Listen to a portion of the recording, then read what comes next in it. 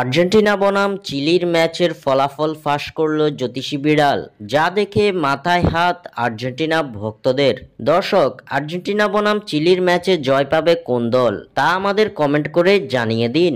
আবারও মাঠে নামতে যাচ্ছে বিশ্ব চ্যাম্পিয়ন আর্জেন্টিনা দল। জুনের উইন্ডোতে আর্জেন্টিনা খেলবে বিশ্বকাপ বাছাই পর্বের দুটি ম্যাচ, যে দুই ম্যাচে তাদের প্রতিপক্ষ চিলি ও কলম্বিয়া।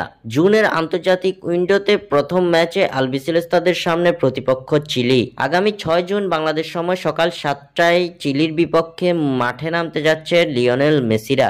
2026 বিশ্বকাপের মূল পর্বে ইতিমধ্যে জায়গাটা নিশ্চিত করে ফেলেছে আর্জেন্টিনা। কনমেবল অঞ্চল থেকে বিশ্বকাপ বাছাই পর্বের পয়েন্ট টেবিলের শীর্ষে থেকে বিশ্বকাপের টিকিট কেটেছে আলবিসেলেস্তারা। তবুও এখনো বিশ্বকাপ বাছাই পর্বের 4 ম্যাচ বাকি রয়েছে মেসিদের সামনে।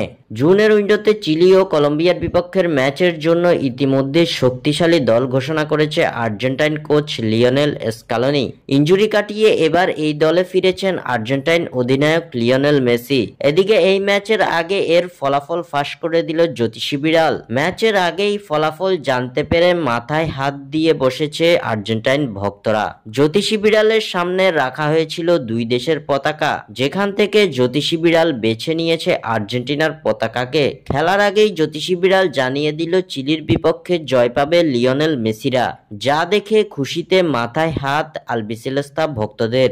স্বাক্ষর থেকে সাদবিন ইসলাম।